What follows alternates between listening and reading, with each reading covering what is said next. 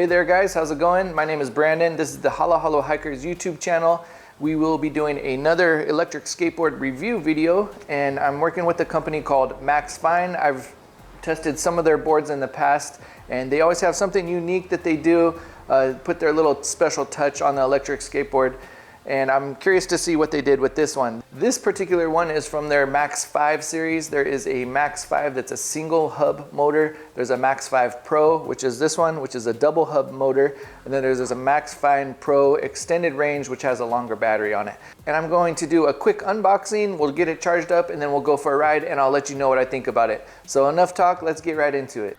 The Max 5 Pro is in the longboard category with a length of 38 inches long by 10.5 inches wide. And it feels just long enough. I can drag it using the trucks as a handle, but it's not too long that I can't maneuver it while it's on the ground. The board itself weighs 17 pounds and it only slightly feels heavier than a non-electric longboard. It has a load rating of up to 220 pounds, so sorry if you're bigger than that. You might need something with a larger motor and a little more torque anyways. But the deck is made out of a fiberglass and X composite material with a frosting material along the outside that gives the board a waterproof rating of IPX5. That material also keeps all the electronics nice and tidy and hidden on the inside of the deck. Speaking of the electronics, the board houses a Samsung 10S2P battery pack with a 4.4 amp hour rating and 158 watt hours with a peak voltage of 36 volts. In layman's terms, the higher these numbers are, the higher the top speed you'll have and the higher the long distance you'll have. But just know that the Samsung cells are high quality battery cells and they will last a long time. Maxfind decided to go with the Hobbywing 3.0 ESC. This is basically the brain of the skateboard. And as I mentioned earlier, this is the dual hub motor version electric skateboard. That means it comes with two 650 watt motors in each of the rear wheels. This is plenty enough power for an entry level skateboard. The trucks they are using are called the Max 2, which is proprietary to Maxfind. It's a CNC precision forged 45-degree truck and they're 10.5 inches wide. The standard wheels that come with the board are 90mm polyurethane wheels, but there is an option for 105mm cloud wheels. Maxfind claims that it takes 2 hours to fully charge the board, and that it should be capable to climb a 30% hill with a top speed of 24 miles per hour and a range of 15 miles. Of course, I will do my own testing in today's video as a 195-pound adult rider, and I'll let you know what my statistics are.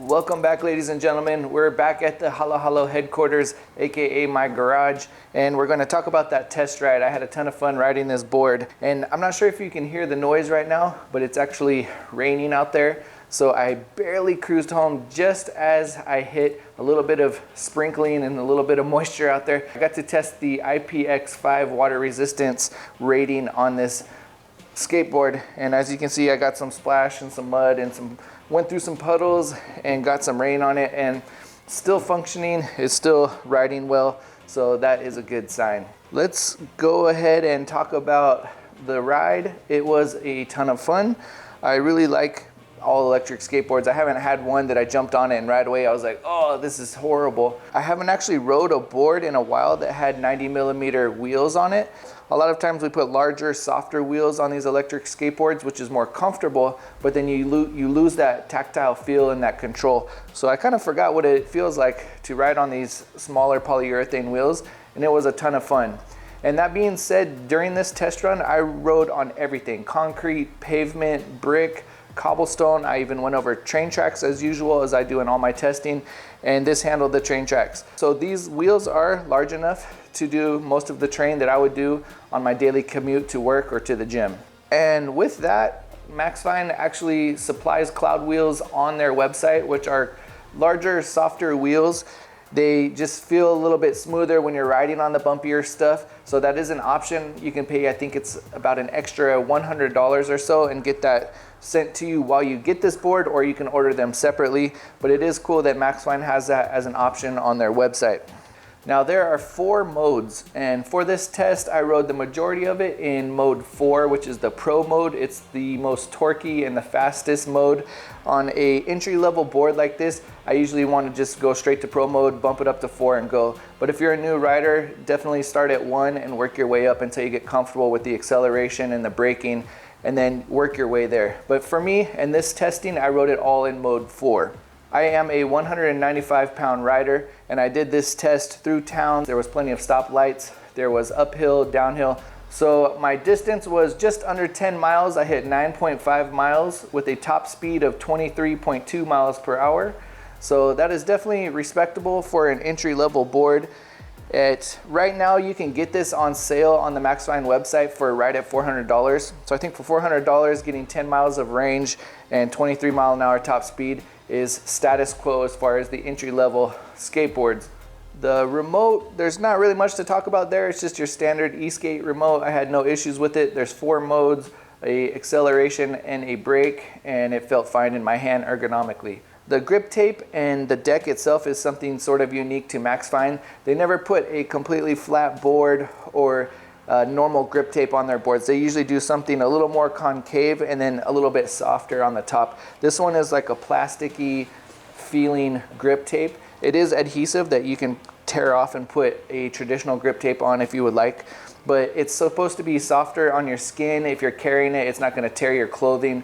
They have other boards that use a rubber top, so it's something kind of unique to Maxfind. They don't typically have a normal grip tape on their boards. They do something a little bit different on the top. Now, there wasn't actually a whole lot that I disliked about this board. It is an entry-level board, so I'm not expecting it to have a crazy long range on it or a super fast top speed.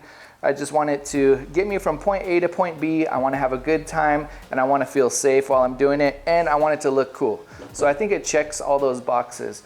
One thing to take into consideration is the width of the board. I want to actually measure it really quick here. At its widest section, it says it's 8 3/4, which feels a little bit narrow.